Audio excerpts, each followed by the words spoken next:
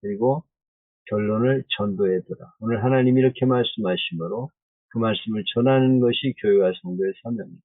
그래서 오늘 설교 듣고 나서 집에 가서 가족들이나 이웃들에게 오늘 들은 말씀을 이야기할 수 있으면 성공해요. 오늘 목사님이 이런 말씀을 하셨거든. 그러면서 들은 말씀을 같이 나누는 사람이 있다면 그 설교는 성공했다고 말할 수 있습니다. 그리고 하나님 아버지의 마음으로 전하다. 상처를 받고 지금 힘들어하는 성도들을 생각하면서 하나님 아버지 같으면 자녀들에게 어떻게 말씀할 것인가를 생각하면서 아버지의 마음으로 전하라. 그리고 설교를 길지 않게 하라. 25분 정도 이렇게 30분 넘어가지 않도록 그렇게 좀 간단하게 요약을 하는 설교.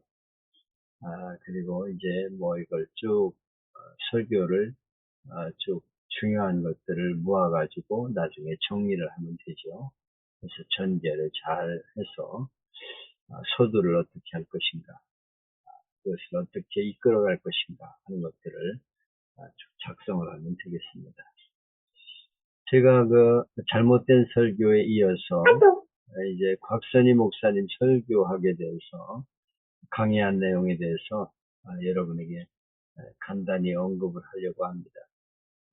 제가 이 곽선희 목사님 설교를 2번 배웠어요.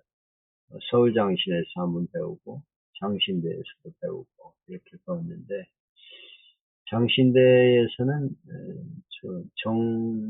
정장복 교수한테 배웠군요. 그런데 이 설교와 강의는 이 곽선희 목사님이 탁월해요. 그래서 다른 분이 들은 그 설교의 내용, 강의 들은 거를 올려놓은 거를 제가 참고를 해가지고 여러분에게 말씀을 드립니다. 이분의 설교는 귀납법적 설교. 하나님이 다른 얘기를 이렇게 해가면서 성경 말씀으로 연결시키는 그런 설교법인데 현대적인 설교죠. 유명한 설교입니다. 이분의 설교를 우리가 한번 잘 연구를 해볼 필요가 있어요. 그리고 이 곽선희 목사님 설교에 이어서 다른 분들, 우리나라 유명한 목사님들이 설교학을 강의한 내용을 나중에 좀 다루겠습니다. 오늘은 곽선희 목사님 설교학 강의 중에서 설교의 중심이 무엇이냐 하는 데 대해서 잠깐 생각해 보려고 하는데요. 첫째로 설교의 중심은 하나님의 진리, 하나님이 말씀하시는 내용에 대한 계시가 되어야 한다. 설교자의 권위는 교인들에게 하나님 말씀을 선포한다는 인식을 주는 데서 오는 거죠. 세상적인 얘기 하려는 게 아니죠. 지금 하나님 말씀을 선포한다. 지금 하나님이 내게 말씀하신다. 저분을 통해 말씀하신다 하는 인식을 갖게 만드는 게 중요합니다. 그러려면 교인들과 주고받은 얘기는 절대 설교 시간에 말하지 마라. 교인들에게서 들은 얘기, 이런 얘기들을 절대 설교 시간에 말하지 마라. 그리고 문제되었던 것은 4개월 전에는 이야기하지 마라. 어떤 이는 자기에게 관계되는 얘기를 그냥 직선적으로 얘기하는 분들이 있는데 이러면 안 됩니다. 어떤 문제가 있으면 그걸 4개월 전에는 설교 시간에 말하지 마라. 그리고 인간의 감정을 하나님 말씀하는 일이 없도록 해야 됩니다. 자기가 기분 나쁘다고 해서 그걸 막 하나님한테 벌받아 그러면 저주받아 막 이렇게 말하는 자기 감정이 마치 하나님 말씀인 것처럼 이렇게 말하는 일이 있어서는 절대 안 된다. 그리고 설교는 항상 종교성을 지니고 있어야 된다. 윤리 강의가 아니에요. 설교는 예수 그리스도가 빠져서는 안 됩니다. 그 설교의 중심은 예수 그리스도예요. 그래서 신앙과 윤리가 조화를 이루도록 신앙적인 말씀을 지금 하고 있는 것이죠. 세상적인 얘기, 윤리 강의 이런 게 되어서는 안 됩니다. 그리고 성경에 근거해야 됩니다. 성경을 인용하는 게 아니고 설교 내용이 맞아야 돼요. 오늘 설교와 설교의 내용을 인용하는 게 아닙니다. 오늘 설교의 내용이 성경이 지금 말씀하고 있는 내용과 맞아야 된다. 성경 자체를 말하는 게 아니라 그 내용을 오늘 살려서 말해야 됩니다. 오늘 주신 본문을 떠나서는 안 돼요. 어떤 이는 성경은 조금 이용해 놓고 딴 얘기만 자꾸 하는 분들이 있어요. 근데 밥보다 고추장이 많으면 안 되죠. 떡보다 고물이 많으면 안 되죠. 그래서 성경 자체를 말하는 성경 말씀의 내용과 일치하는 말씀을 전해야 된다. 본문에서 빗나가지 말라는 것과 같습니다. 그리고 하나님과 사람을 함께 생각해야 된다. 성경에 나오는 그 문제를 오늘 우리의 문제로 얘기할 수 있어야 된다. 그래서 바르트는 한 손에는 성경을 한 손에는 신문을 그런 말을 했는데요. 성경에 나오는 내용과 오늘 지금 우리 현실 내가 지금 겪고 있는 내용과 일치하는 내용으로 설교를 할 수 있어야 된다. 설교자와 교인이 함께 은혜 받을 수 있어야 된다. 당신들이나 들으라 이렇게 말하면 안 돼. 내가 은혜를 받을 수 있어야 된다. 괴테는 당신이 의심스러운 건 내게 말하지 말라. 나도 의심이 많으니까. 그러는데 확신을 가지고 말해야 돼. 하나님은 이렇게 말씀하십니다. 반드시 이렇습니다. 이렇게 외쳐야 되지. 아리송한 그런 얘기를 하면 안 돼. 그래서 확실하게 하나님 말씀을 오늘 현실에 맞춰가지고 전할 수 있어야 됩니다. 그리고 추상적인 얘기하지 말고 구체적인 말씀에 대한 그냥 생각으로 이렇게 생각적인 얘기를 하면 안 되고 구체적으로 하나님 말씀을 전해야 된다. 오늘 지금 현실에 맞는 얘기를 해야 돼요. 딴 얘기 하면 안 되고요. 또 소망적이고 적극적이고 긍정적이어야 한다. 그래서 소망적인 메시지가 돼야 되죠. 그리고 적극적이고 긍정적인 메시지가 돼야 한다. 마틴 루터 킹 목사는 나는 꿈을 본다. 꿈을 말해줘야 돼. 저들에게 말씀을 통해서 꿈을 꾸게 만들어줘야 한다. 하나님이 이렇게 말씀하시므로 나는 소망이 있다. 나 앞으로 내는 이렇게 될 것이다 하는 꿈을 가지게 만들어야 한다. 의사가 환자를 진찰하고 나서 한숨을 쉬면 환자는 절망한다. 아주 그 설교가 소망적인 메시지가 돼야 되는데 절망적인 메시지, 낙심하는 메시지 이런 메시지가 꿈을 주고 소망을 주는 메시지. 오늘 말씀을 듣고 나서 용기를 갖고 소망을 갖는 메시지가 될 수 있도록 설교해야 된다. 이것이 설교의 중심이 되어야 한다. 이런 것을 오늘 잠깐 말씀을 드립니다. 오늘 본문은 고린도서 4장 14절로 21절 말씀을 정했는데요. 베드로전서 4장 12절 5장을 가지고 핸드북에 나와 있는데 이건 전혀 우리 교회력과 맞지 않아요. 이분들이 이해가 되지 않는 게 제가 이 프로페자 일을 한 20년 넘게 이렇게 해왔는데 그때나 지금이나 우리나라 절기와 맞지 않는 본문을 자꾸 정해가지고 하고 있어요. 스승의 주일 교회가 지키면 스승의 주일에 대한 본문을 정해야지 엉뚱한 거 맞지도 않는 걸 자꾸 가지고서 본문을 정해가지고 하고 있는데 이건 참 개선해야 될 점입니다. 누가 이 관계자와 대화할 수 있으면 그런 얘기를 해줘야 돼요. 정장복 교수는 그냥 이름만 걸고 있는 거지 그 안에서 주체하고 있는 사람이 있는데 이런 분들에게 우리나라 교회력과 맞춰서 좀 본문을 정하라고 얘기를 해줘야 됩니다. 왜 외국 거 가지고 자꾸 하고 있냐고. 그래서 이게 참 답답한 일인데요. 이번 주에 스승의 주일이면 스승의 주일에 맞는 본문을 정해서 연구를 해가지고 좀 하셔야 되지. 미국에 사고 있는 거 그대로 갖다가 우리나라에다 적용시키면 곤란하다 하는 걸 말씀을 드리고 싶어요. 여기 이 고린도서 4장의 내용은 그리스도 안에서 1만 스승이 있지만은 아버지는 많지 않다. 내가 너희를 복음으로 낳았기 때문에 아버지가 권면하는 것처럼 너희들에게 지금 권면하고 있는 것이다. 그래서 디모데를 너에게 보내니까 이 디모데를 통해서 잘 들어봐라. 그러면 내가 어떻게 가르쳤는가 생각날 것이다. 그러면서 이제 올바르게 살아갈 것을 권면하고 있는 그런 내용입니다.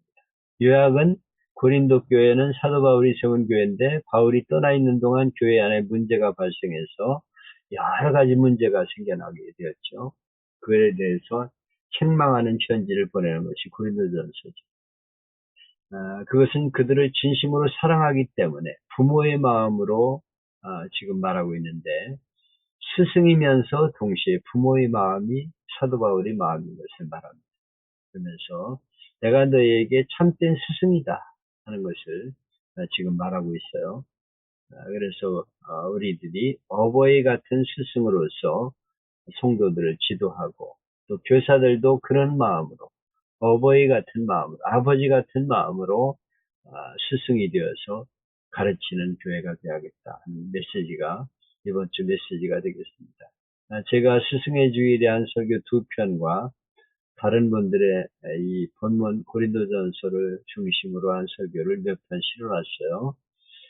이건 고린도전서 4장 본문을 가지고 어버이 같은 스승이란 제목으로 2009년에 설교한 내용입니다. 얼마 전 신문에 고등학교 교실 안에 붙은 급훈에 대한 기사가 있었습니다. 예전에는 신이 성실, 근면, 큰 인물 되자, 사랑을 실천하자 이렇게 좀 품이 있는 그런 급훈이 있었죠. 우리 반에도 이런 급훈들을 보면은 뭐 성실, 근면 뭐 이렇게 해놨었는데 요즘은 어떻게 하냐면 대학 가서 미팅할래, 공장 가서 미싱할래. 30분 더 공부하면 내 남편의 직업이 바뀐다. 이렇게 현실적인 것으로 급훈을 정해놓는다고 말을 해요. 뭐 긍정적이라고 말할 수도 있지만은 뭐 급훈이 좋은 직업 가진 배우자나 만나서 잘 먹고 잘 사는 게 급훈이 되면 안 되겠다. 근데 좀 안타깝습니다. 요즘은 어떻게 우리가 살 것인가 하는 삶에 대한 그런 교훈을 주는 목표가 돼야 되는데 당장 뭐 공장 가서 이 미싱할래, 대학 가서 미팅할래, 거의 30분 더 공부하면 남편 직업 바뀐다. 그래서 아주 잘 먹고 잘 사는 게 꿈인 것처럼 이렇게 국분을 정한 것이 오늘의 현실이다. 그런 내용을 서두에서 얘기를 했습니다. 오늘은 같이 가르치는 분들을 다시 한번 생각하는 스승의 주일입니다. 이로부터 가르치는 분을 귀하게 생각하고 존경했죠. 군사부 일체, 임금과 부모와 스승은 하나다 이렇게 생각하는 것이 우리의 생각이었습니다.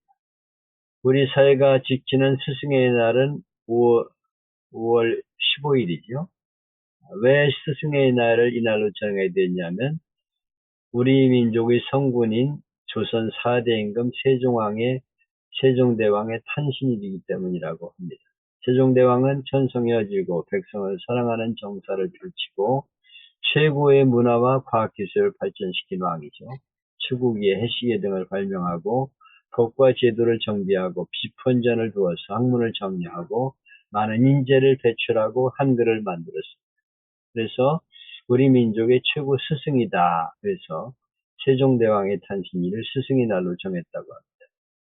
스승의 날은 스승의 은혜에 감사하기 위해서 1964년 청소년 적십자 중앙학생협의회에서 처음 제정이 되었어요. 충남 강경여고 적십자 단원들이 1958년부터 현직 선생님과 병중에 계시거나 퇴직하는 선생님을 위문하는 봉사활동을 해보던 중 64년 5월달 제13차 협의회에서 제1회 스승의 날이 기념되기 시작했어요. 우리가 스승의 날로 정해서 지키자. 그래서 시작이 되었습니다. 그리고 65년에 14차 협의에서 세종대왕 탄신일인 5월 15일을 스승의 날로 정하자. 이렇게 결의를 해가지고 2009년에 46회를 맞이하고 있었어요. 청소년 적십자 선원들은 스승의 날이 되면 선생님께 감사 편지 쓰기, 사랑의 꽃 한 송이 전달하기, 선생님 구두 닦아드리기, 병직이거나 퇴직한 선생님 찾아뵙기, 음악회나 다과회 등 사은 행사에 다양한 행사를 학교별로 개최를 하게 되었습니다. 그런데 몇 해 전 신문 기사를 보면 오늘 우리 학교의 선생님들에 대한 위상이 상당히 위기감을 느끼죠. 생활지도부 교사 426명의 대답 중에서 학생들로부터 폭행당한 적이 있다. 3.8%, 욕설과 폭언 114명이 26%, 폭행하겠다는 위협이 76명, 학교에 세워둔 자동차 등이 파손되는 교사는 189명이 40%, 학교 홈페이지에 인신공격적 글을 올려 피해를 본 교사가 43%, 절반에 가까운 숫자였다는 것입니다. 이 밖에 학교 건물 벽에 선생님에 대한 욕설과 험담이 적혀있는 교사는 54%였습니다. 이건 얼마나 우리나라의 교권이 추락되어 있는지를 지금 말하고 주고 있는 것입니다. 스승의 날에 우리가 회복해야 될 것은 선생님에 대한 존경심. 세계적으로 가장 우수한 민족은 유대민족이죠. 그들이 어떻게 우수한 민족이 되었나를 연구하는 이들은 탁월한 교육 때문이다. 이렇게 말합니다. 유대인들은 책과 가르침을 소중히 여기는 민족입니다. 그들은 교육에 대한 격언을, 그들이 교육에 대한 격언을 보면 길다가 넘어져 책과 옷이 더럽혀지면 옷보다 책부터 먼저 닦아라. 생활이 어려워서 집에 있는 물건을 팔아서 생활해야 된다면 금은 보석과 땅을 팔아라. 그러나 마지막까지 팔아서 안 되는 것은 집안에 있는 책이다. 다른 민족들은 왕족, 귀족, 사제, 무사들을 귀하게 여겼지만 유대인들은 스승을 가장 존경했습니다. 유대인들은 어느 민족보다 랍비를 존중히 여겨요. 예수님도 랍비라고 불렀죠. 랍비는 위대한 분, 존경할 사람이란 뜻을 가지고 있어요. 그래서 그들은 랍비가 지나가면 아이들을 데려다가 야, 저분이 훌륭한 랍비란다. 너는 저분을 사랑하고 존경해야 돼. 이렇게 가르치면서 랍비에게 머리에 손을 얹어가지고 축복해 주기를 청합니다. 그래서 우리 아이를 위해서 기도해 주세요. 축복해 주세요. 이렇게 말합니다. 이런 것들이 필요하죠. 부모님이 목사님에게 와서 우리 아이를 위해서 기도해 주세요. 이렇게 하는 게 중요합니다. 그렇게 가르치라고 그러죠. 그래서 데리고 와가지고 기도를 받게 가르쳐야 됩니다. 그래서 아이들이 목사님을 존경하게 만들어요. 그리고 선생님에게도 와서 기도받는 학생들로 가르쳐야 됩니다. 가르치는 사람이 존경받는 사회, 그런 정신을 가진 민족이 우수한 민족, 뛰어난 인물이 된다는 증거입니다. 교회에 대한 이야기를 할 때마다 들은 예지만은 노벨 수상자의 22%, 세계 200대 재벌의 15%, 미국 변호사의 30%, 법대 교수의 50%, 의대 교수의 50%, 정치, 언론, 예술, 과학 분야에서 두각을 나타내는 민족이 유대민족이다. 어떻게 소수민 민족인 유대인들이 세계 최강 미국을 이끌어가는 지도자들이 되었을까요? 그 대답은 한마디로 올바른 교육. 선생님의 한마디 말씀이 그대로 제자들에게 받아들여지고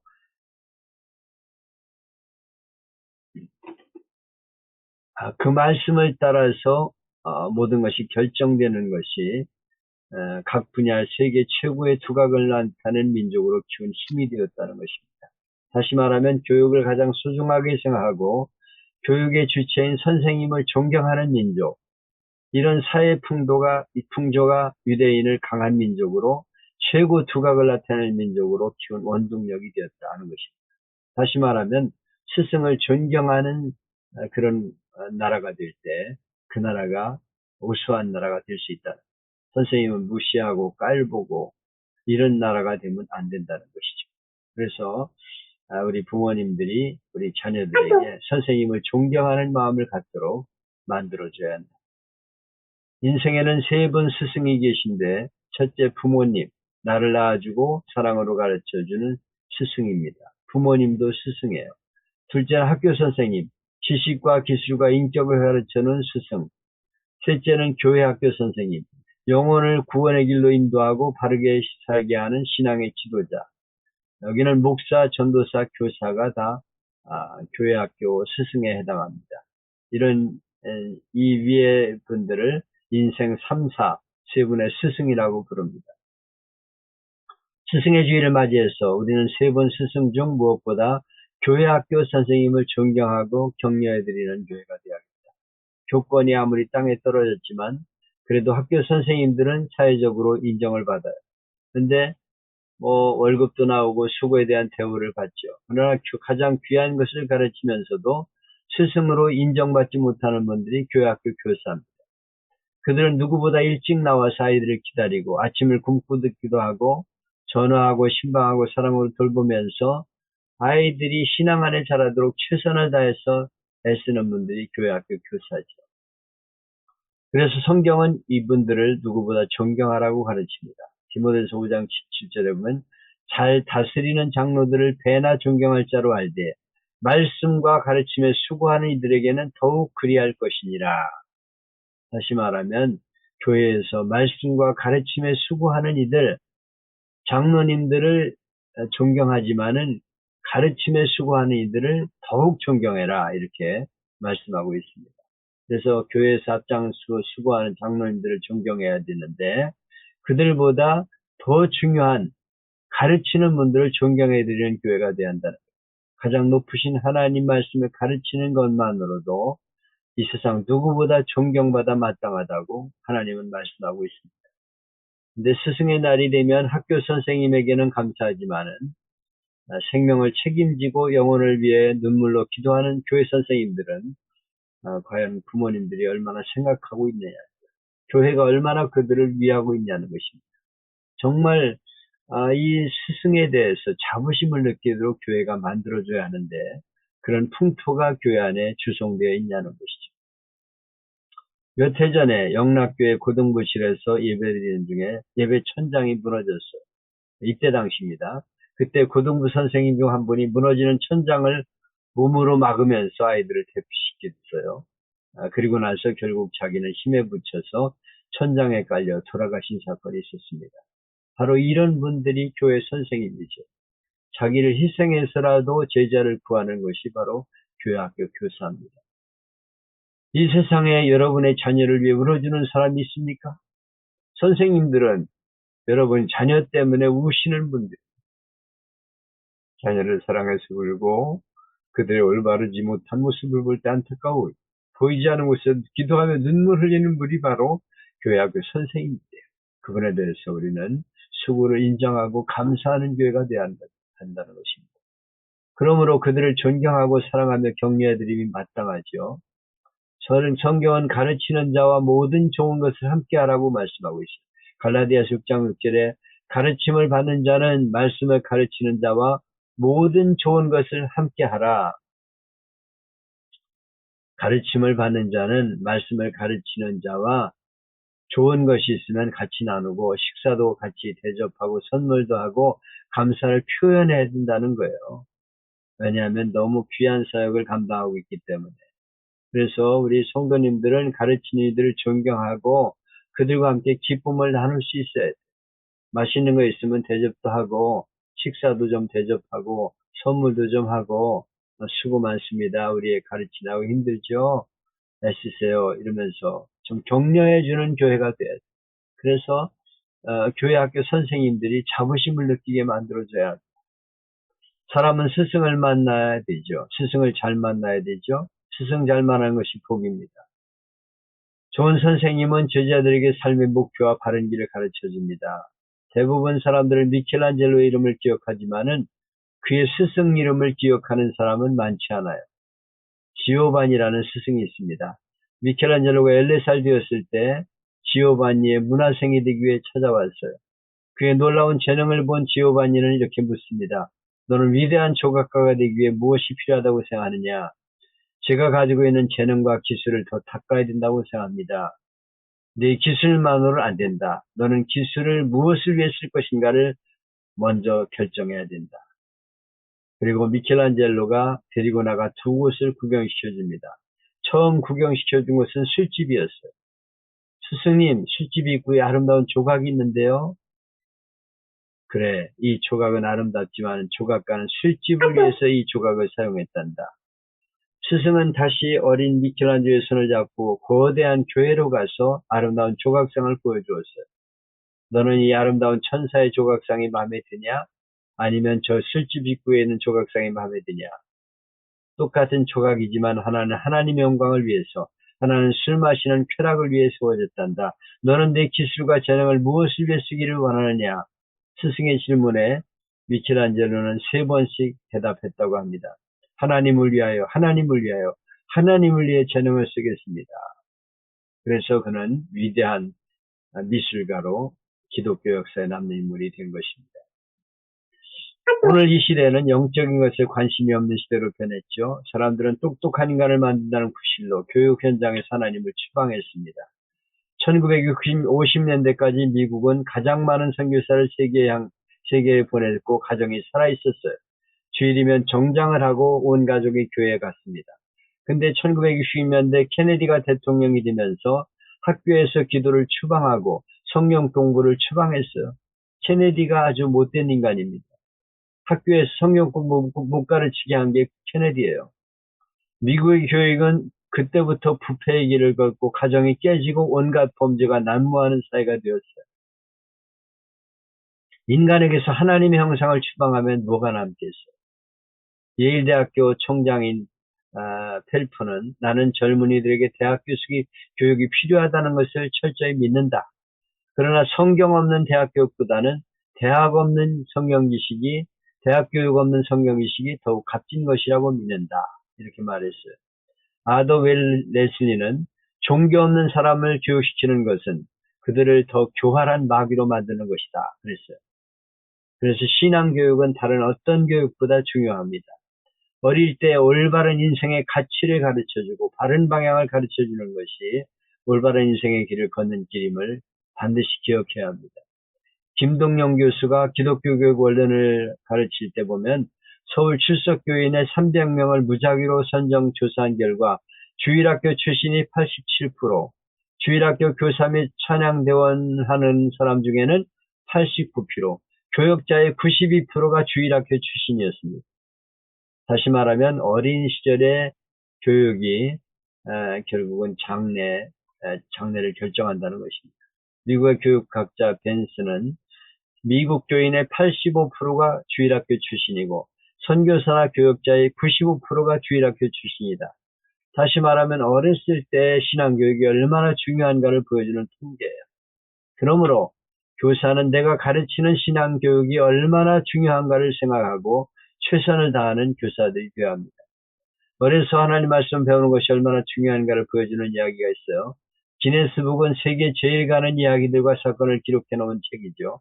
근데 미국의 일리노이주에 다브라는 사람이 기네스북에 올랐습니다.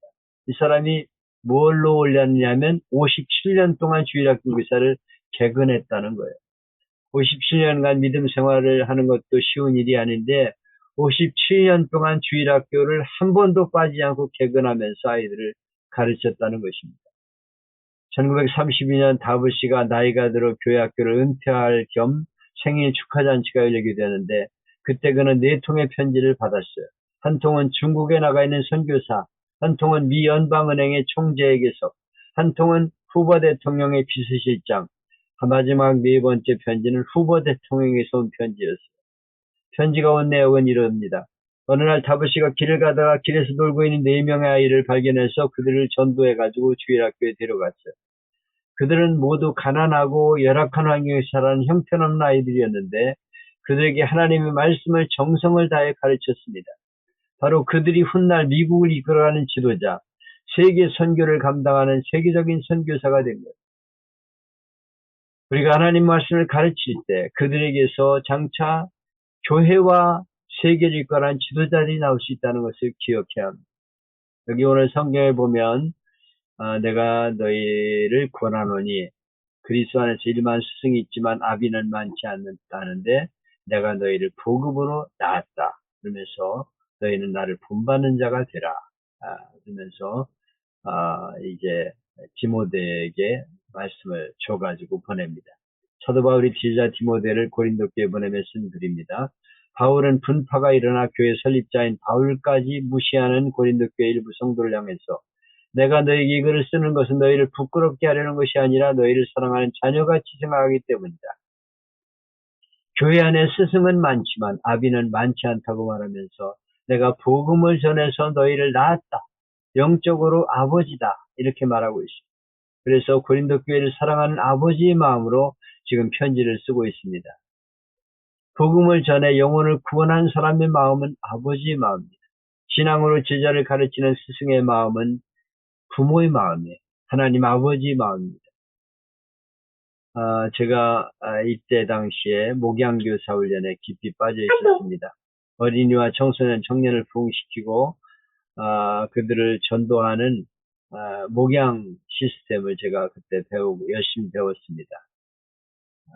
파주 세계로교회에 가가지고 제가 참석을 했는데 이 교회는 1년 만에 어린이와 청소년이 1000명 이상 전도되어서 모이고 있었어요. 아이들이 믿음이 들어가고 왜 사라지는지 인생의 가치관을 심어주니까 완전히 딴 사람으로 변화되고 엄청난 부흥이 일어나게 되었어요. 그래서 아이들이 학교에 가가지고 전도하는 것이 저들의 사명이에요. 그래가지고 얼마나 많은 아이들을 전도해 오는지 몰라요. 교회 학교가 살아야 교회가 삽니다. 교회 학교의 부흥이 교회의 부흥이고 한국교회의 미래예요. 한국의 미래입니다. 목양교회를 하는 샘플 교회 중에 광명 목양교회라는 교회가 있어요. 이 교회는 불과 30평도 안 되는 지하교회입니다.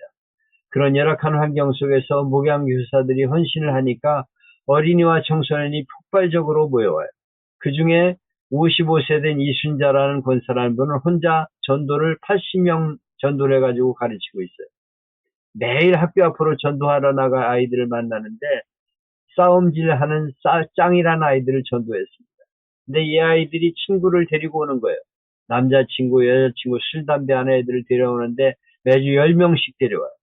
담배를 피워서 화장실에 꽁초가 그득하고 어떤 때는 술을 퍼마시고 와서 바닥에 오바이트를 합니다. 난장판입니다. 근데 그런 아이들을 품고 기도해 줍니다. 하나님 이 아이를 살려주세요. 이들이 변화되어 세계적인 리더가 되게 해주세요. 제 힘으로는 못해요. 도와주세요. 어떤 때는 한밤중 2시에 전화를 해요. 선생님 배고파요. 라면 끓여주세요. 그래서 한밤중에 라면을 끓여주면서 붙잡고 울면서 기도해 줍니다. 하나님 얘 좀 살려주세요. 붙잡고 통곡하는 아이의 얼굴에 눈물이 떨어져. 그때 차츰 아이들의 마음이 열리고 아이를 사랑하는 목양의 마음이 아이들에게 전달이 되어서 하나님 말씀을 깨닫게 되고 아이가 변화가 돼요. 술을 끊고 담배를 끊고 나는 세계적인 리더가 되겠다. 열심히 공부합니다. 성적이 올라가는데 27점 맞던 아이가 100점 맞고 평균 98점을 맞아요. 누가 놀랍니까? 부모가 놀라요. 도대체 얘가 웬일이냐? 예수가 사람을 이렇게 변화시키냐? 그럼 나도 예수 믿겠다. 의사인 아버지가 아내와 함께 교회로 나옵니다. 무엇으로 변화시킬 수 없던 이들이 아들이 세 사람 되었기 때문에 무엇이 아이를 변화시켰습니까? 선생님의 사랑, 어버이 같은 스승의 사랑이 아이들을 감동시킨 거예요. 이건 인간의 힘이 아닙니다. 성령님의 능력, 하나님이 힘주셔서 이런 변화가 가능하게 된 것입니다. 이런 교회 학교 운동이 일어나야 됩니다. 교회가 살아야 돼. 교회 학교가 살아야 됩니다. 이런 책임 있는 교사, 불붙은 부모의 마음을 가진 교사를 키워내야 돼요. 교사가. 좋은 교사란 어버이 마음을 가진 교사입니다. 하나님은 유능한 사람보다 선한 교사를 찾고 있죠. 높은 뜻 숭의 교사를 닮은 김동호 목사님 글에 나오는 이야기인데요. 목사님 영락교회 교육부를 담당하고 있는데 우리나라 주일학교 중에 제일 많이 모인다는 부산 서부교역자 한 분을 서부교회 교역자 한 명을 초청해서 강습회를 열었어요. 이야기를 들어보니까 이 교회는 교재도 없고 율동도 없고 아무것도 없대. 담임 목사님은 밤낮 교리만 말씀하는 연세 많은 목사님인데 선생님들이 목사님의 설교를 듣고 노트에다 베껴다가 다음 주일에 아이들에게 그 목사님의 설교를 가르친다고 합니다. 그 교회는 학년이 없어요. 교사가 전도하는 학생이 1학년이 6학년이든 한 반이 되는 거예요. 그래서 그 교회는 최소한 5명을 전도해야 정식 교사로 임명한다고 합니다. 영락교회 중등부 교사 한 분이 교육전도사 한 분이 그 교회를 연구하러 토요일에 부산으로 내려갔어요. 그랬더니 토요일에 교회에서 주무시는 교사들이 많은 거예요. 주일 아침 일찍 일어나서 신방 가려고 아예 교회에서 잠을 자고 아침에 나가서 아이들을 모아온다고 합니다. 교사가 신방을 많이 할 때는 일주일에 3번 정도 한다고 합니다. 대부분의 교사들이 교회에서 기다리지 않고 나가서 데려올 정도로 열심히니까 교회가 부흥할 수밖에 없는 거죠. 교회 학교가. 우리 교회도 그래서 무학년제를 하려고 했어요.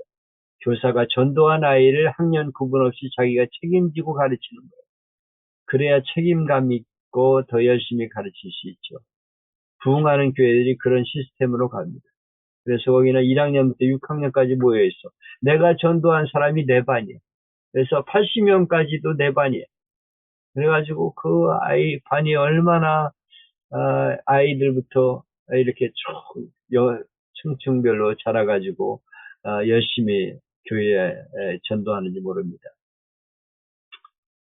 이 예완 꿈교회와 광명복양교회는 청소년 전도주의를 하는데요. 성파 문정동에 예완 꿈교회는 목사님이 서울로 올라온 지 한 달 되었는데 19명의 목양교사를 세웠어요. 그래서 매일 3번씩 나가서 근처 학교를 전도합니다. 새벽 6시 반에 자기가 맡은 학교로 가서 운동장을 돌며 땅밟기를 하고 아침에 등교한 아이들에게 전도지를 돌리며 초청장을 받고 오후 3시에 다시 나가 학교한 아이들을 만나고 9시에 학교로 가서 땅밟기를 하며 기도합니다. 교사와 리더들이 일에 올인하는데 전도지 10만 장을 돌리고 3,000명의 초청장을 받고 그들 중에 300명 아이들을 초청한다는 계획을 가지고 있어요. 그래서 지금 송파 일대 학생들은 글로벌 세계적인 리더라는 전도지와 초청장으로 떠들썩해 있습니다. 교회를 나가든 안 나가든 관심이 집중되어 있어요. 금년에 몇 번 이런 일을 진행하는 동안 엄청난 역사가 일어나게 된다고 합니다. 이 운동은 서울 지역의 교사들이 연합해서 교회들이 진행하게 됩니다. 그래서 다음 세대를 살리는 운동이 일어나고 있는데요. 이런 운동들이 일어나야 합니다. 그래서 교회에서 목양헌금을 하게 만들어야 돼요. 이 아이들을 위해서 전도할 수 있는 목양헌금. 하늘교회는 지금도 목양헌금을 하고 있어요. 이런 목양헌금을 다음 세대를 살려야 된다.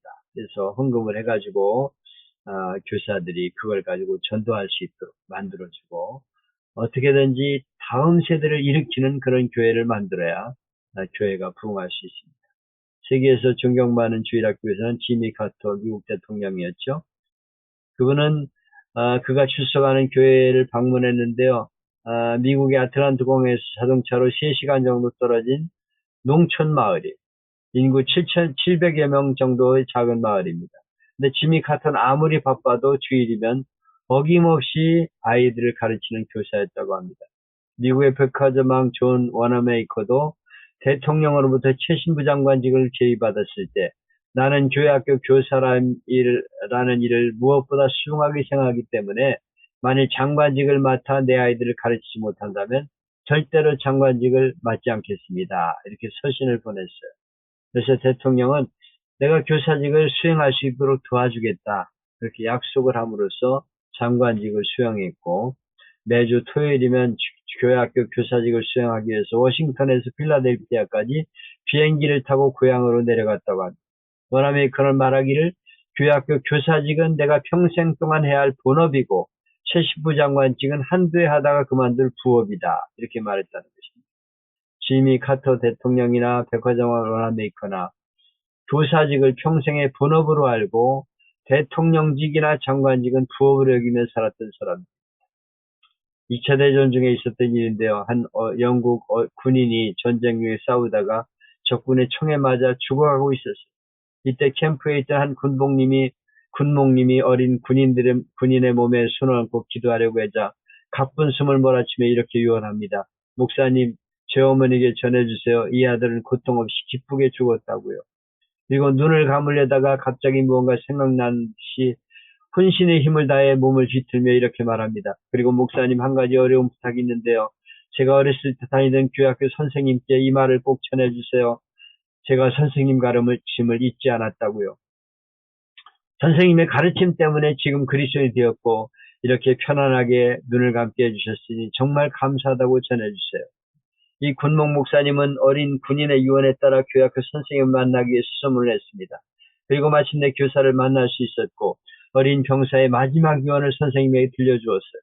그가 자기에게 복음을 가르친 선생님께 감사하며 한다고 전해주라더군요. 선생님 때문에 자기가 그리스도인 되었고 천국을 바라보며 이렇게 편안히 잠든다고. 그 말을 듣고 선생님은 아무 말 없이 한참 동안 눈물만 흘렸어요. 그러더니 무겁게 입을 엽니다. 목사님, 저는 지금 교학교 교사가 아닙니다. 교학교 교사라는 직분이 그리 대단치 않게 생각되어 그만두었습니다. 근데 목사님, 이렇게 내 제자 유언을 듣고 있자니 결심이 섰습니다. 이번 주일부터 다시 교회학교로 돌아가 남은 생에 평생 동안 교사로 봉사하겠습니다. 이게 마지막 죽어가는 군인의 유언을 들은 교사의 말이었습니다. 교사직은 이 세상 누구보다 귀한 직분입니다. 그래서 목양의 마음으로, 어버이의 마음으로 가르치는 교사가 교회 안에 일어나야 합니다. 그리고 교회 학교는 그들을 교사들을 인정하고 격려해주면서 물질로 후원하고 도와주는 교회가 되어서 세계적인 리더를 키워내는 교회가 될 수 있기를 바랍니다. 그래서 스승의 노래를 제가 스승의 주일에는 꼭 스승의 노래를 부르거든요. 스승의 주일에는 스승의 노래를 좀 부르세요. 여러분 스승의 노래 아시죠?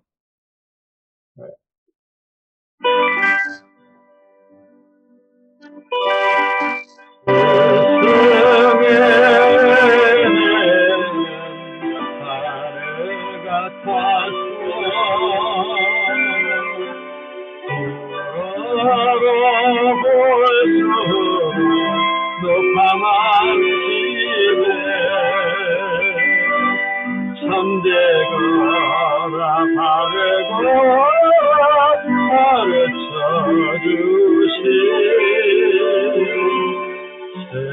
세상은 마음에 보이시다.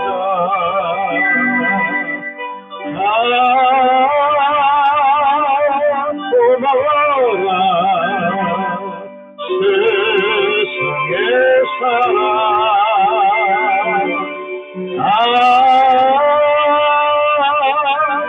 보답하리 세상의 은혜.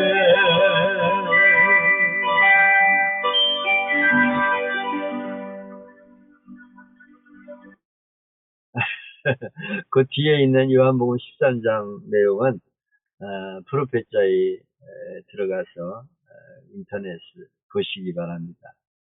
여기 보면 또 다른 내용이 또 있어요. 여러분 보면서 한번 보시고 감동을 줘야 돼요.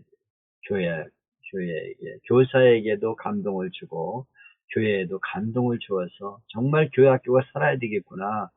내 사명이 정말 귀하구나.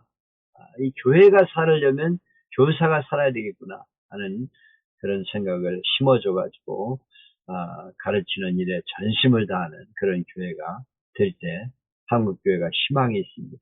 여러분이 스승의 주의를 너무 귀한 것으로 생각하고 최선을 다해서 스승의 주의를 지키면서 교사들을 격려하고 목양교사를 어버이 마음을 가르친 교사로 만들면 여러분의 교회는 희망이 있습니다.